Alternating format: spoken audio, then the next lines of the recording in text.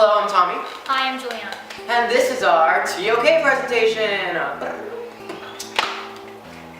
In today's society and time, knowledge circulates rapidly, within a click of a button. The accessibility and exposure to easy and fast knowledge has led society and its people to undermine the value of knowledge itself. The popularity and exposure of a topic or a subject seems to be equivalent to its truth and validity. The more an argument, position, or statement is seen in media and daily life, the more we, as gullible and passive knowers, believe it to be true. This has led to the development of what we see today through social media as a generation of ignorant social activists. We see young men and women nowadays that are all too willing to care about and defend something that they don't truly understand, and they refuse to educate themselves because they believe that the limited information they've received through this popular media has been vetted by someone more knowledgeable than themselves. And news and media are quick to present opinions as facts, therefore skewing our view of knowledge. On the other hand, we're so dependent on news sources and other people to gain knowledge that we sometimes forget to question the validity and truth of a statement ourselves. How do we know what's really true? I think what Tommy and I are trying to say that it is our duty as humans and intelligent members of society to question and determine for ourselves firsthand what is true and what isn't true. Is knowledge nowadays just a compilation of the most popular or well-known opinions and thoughts? All of these ideas originated from our real-life situation. Very recently, Jimmy Kimmel hosted a poll asking people on their position on Obamacare. And the question was, what do you like better, the Affordable Care Act or Obamacare?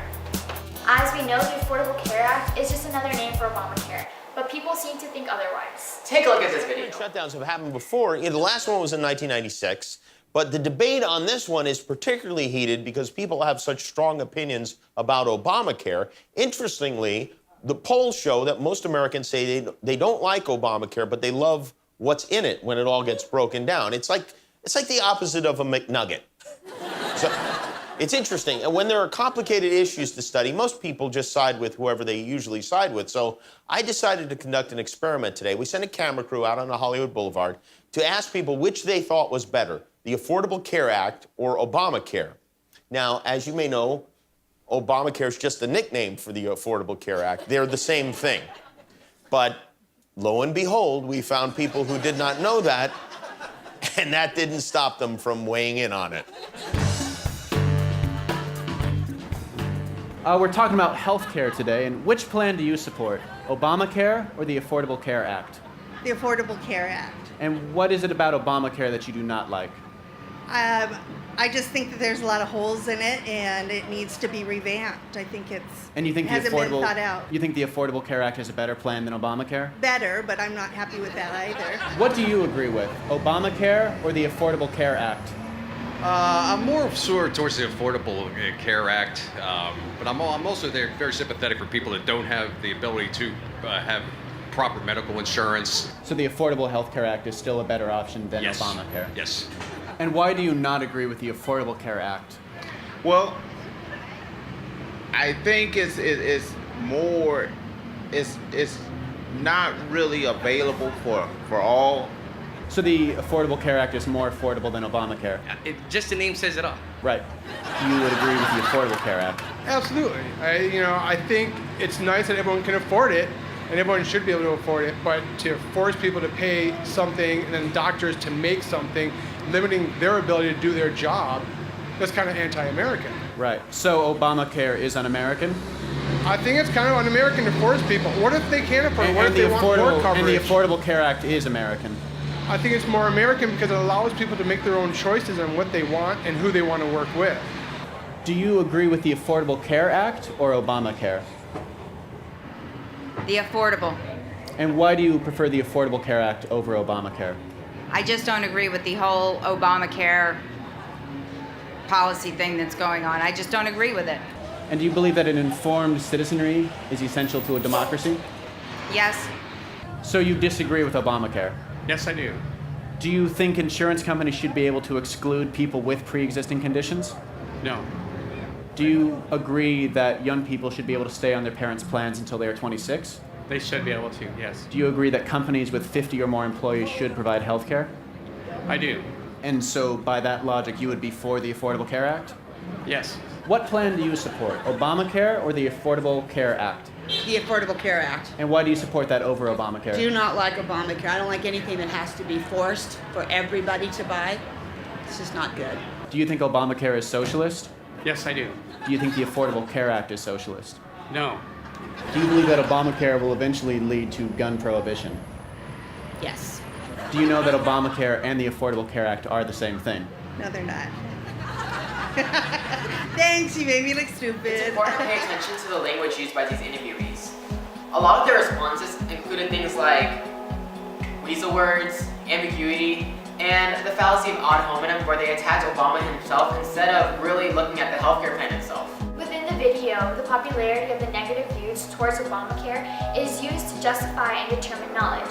As we can see, this form of justification is ineffective. Sadly, this is how most people in today's society formulate and justify knowledge. If you're under the impression that these responses were handpicked, you might want to check out CNBC's survey in which they conducted the same poll, and they found that 46 Americans actually opposed Obamacare, while only 37 opposed the Affordable Care Act, despite the fact that they're the same thing. This real-life situation brought us to this question. Does social media's accessibility and our exposure to it dictate our views of knowledge? Which then brought us to our knowledge issue. To what extent does popular consensus play a role in constituting and dictating what we agree upon as knowledge? In the analysis and exploration of this knowledge issue, we concluded that popular consensus does indeed dictate our knowledge in several ways. For one, we frequently see people blindly accepting knowledge if enough people believe it to be true.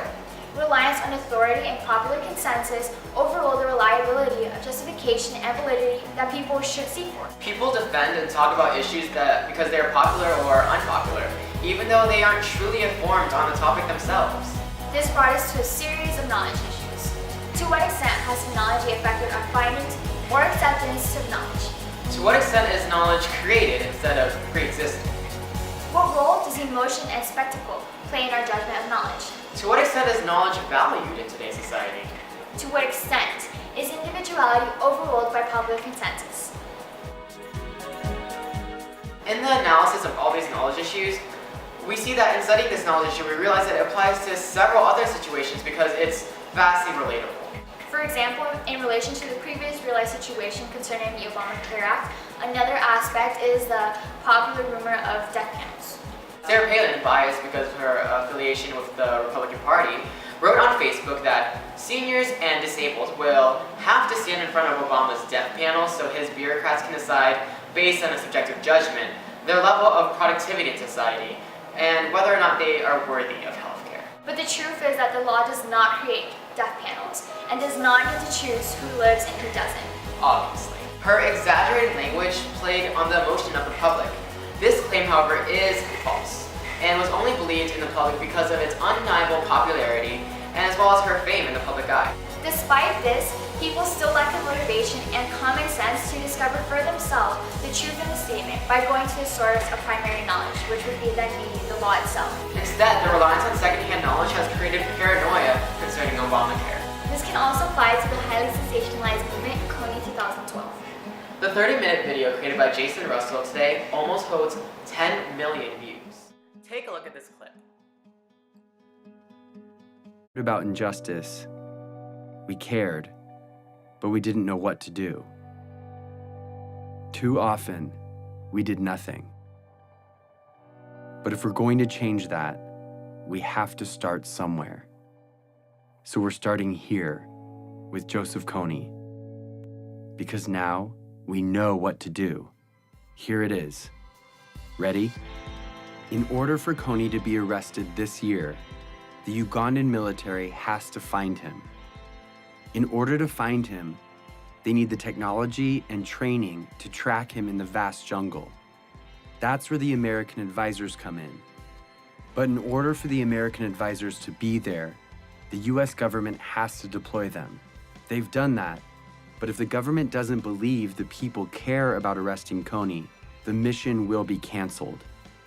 In order for the people to care, they have to know, and they will only know if Kony's name is everywhere.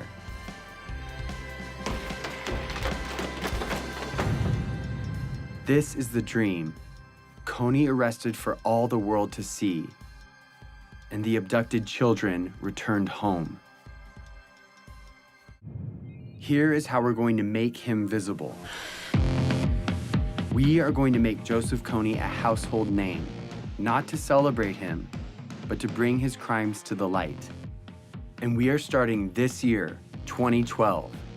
We are targeting 20 culture makers and 12 policymakers to use their power for good. The video relates to human sciences as he uses psychological tactics that he knows will capture the attention of his audience and their emotional vulnerability to want to make a change. The video itself and his want to strike out against Joseph Coney and his movement was favored because of the intense popularity it received in such a small amount of time. This infectious popularity swept the nation as people quickly judged Coney as a villain. The concentration of fame of this movement outweighed our judgment and reason to want to verify whether any of it was true. According to the Huffington Post, Coney hasn't been in Uganda for the past 6 years since the video was posted. Also, Invisible Children refused to have their finances and donations audited by a committee, suggesting unethical uses of donations. Thus, Huffington Post classifies this movement as a fake advocacy, only solidified by the capitalization of social media and mindless popularity. The counterclaims that we found could be with situations like Galileo, who was the first to say that contrary to popular belief, the world was not flat.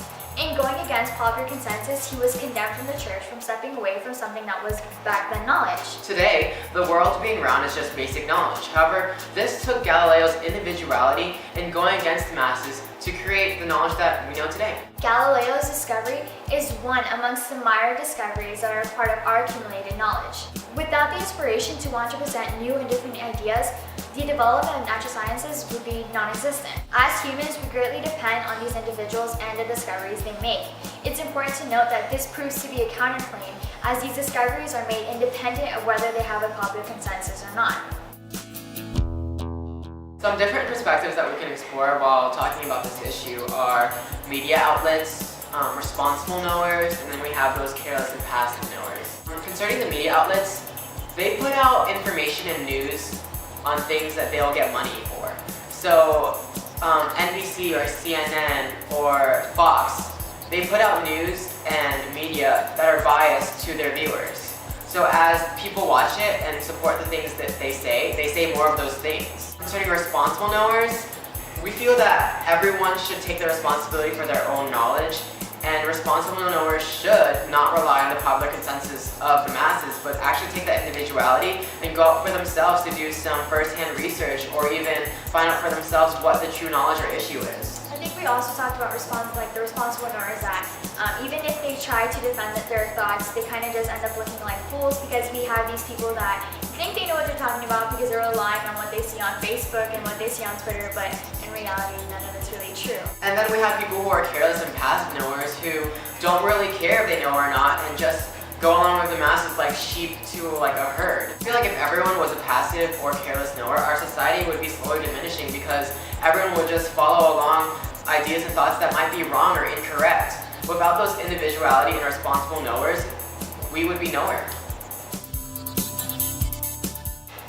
Personally, well, personally, as teenagers in today's society, we feel that it's difficult to find individuality within the masses. We're subjected to a certain prototype of the ideal teenager, and thinking differently is often parallel to being wrong.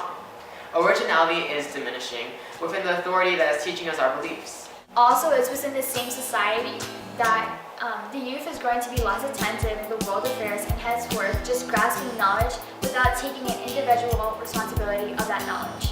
I think we also both think it's frustrating how older generations see our generation as ignorant or unintelligent because we talk about and defend things that we don't truly know about. And we do a lot of that without doing prior research. We just go on what other people tell us or things we've heard, not really truly knowing what we're talking about. And more than that, say that we don't do that. Say that we want to become an individual that is we're trying to take responsibility for what we know. That's even getting harder because we feel like right now our youth is becoming so comfortable with just taking what they're being taught and just trying to be something different, to try to know something different, it gets harder. And I know that, like, I can say for myself, I'm personally super reliant on like Google and like the internet to find information. That how do I know what's really true? When you Google something, it's just the most popular site that shows up, not the most reliable, really. So do we really think that the most popular site is going to be the most reliable? Because that's where us as teenagers, and I know both of us, get most of our information. Once we question something, it's just, oh, just Google it and see out like what's true and what's not true. And while we're talking about technology, I feel like our generation is really involved with social networkings, and Tommy and I are both involved with Twitter. And personally, when something major happens, like let's say Casey Anthony or the Zimmerman case, or even recently with Syria or the government shutdown, we all just I just block out social networking because it's frustrating to see that there's people that are putting input that you know that they haven't done their research, and it's these same people that are kind of subjecting us to this one prototype of a generation, and just like we said before, like just stepping out and wanting to be something different is getting harder. It's even harder as growing minds in society to know what's true and what's not true, because there's so many different things being thrown at you and so many different views and perspectives being thrown at you that you don't really know what to hang on to what's true. Like there's a different teacher talking about a different subject, and then you go to the next period and there's another teacher saying a completely opposite thing. We don't know what's really true, and it's hard to rely on authority or the popular masses to gain our knowledge because it's not true evidence and justification for what we believe. In conclusion, Juliana and I feel that public consensus is an ineffective way to base our knowledge. In the realm of duty ethics, we have a responsibility as people in the society and just as humans to be knowledgeable and informed. I feel like through this presentation we can just accept one thing, and that is intellectual humility. I feel like at one point we just have to admit to ourselves that we don't know it, and that's okay. We should have that humility to just accept that we don't know that knowledge. And I feel like we should be conscious of our limits of our knowledge. And Tommy and I just feel like we should just leave it at that, and that should lead us to have that curiosity to kind of figure out for our own, have that responsibility as an individual knower to want to know what we don't know.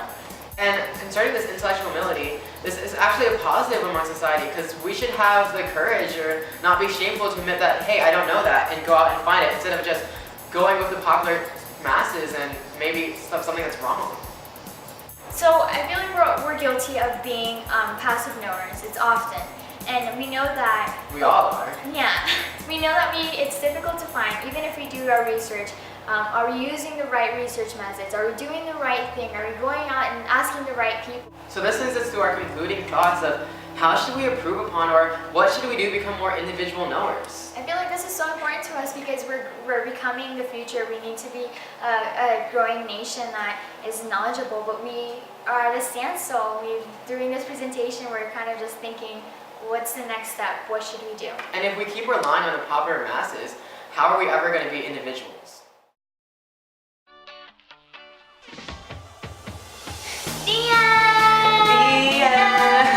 So bad. God bless. Let's have a dance My party. French teacher wrote the test on Thursday. God bless. Let's have a dance party. My French teacher wrote the test on Thursday. God bless. Let's have a dance party. My French teacher wrote the test on Thursday. Hello, I'm Tommy. Hi, I'm Juliana. And this is our TOK presentation. Yay. Hello, I'm Tommy. Oh, yes. It is important to pay attention to language. This is my part.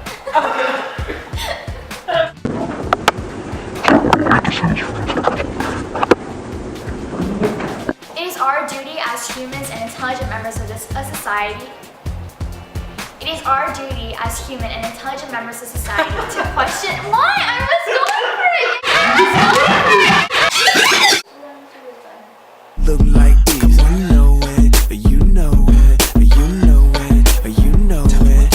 Oh my. Didn't see him? What? You weren't there at that show that you came. Oh my god, I'm so mad. Okay, in conclusion, Juliana Badada. In conclusion, Juliana Badada.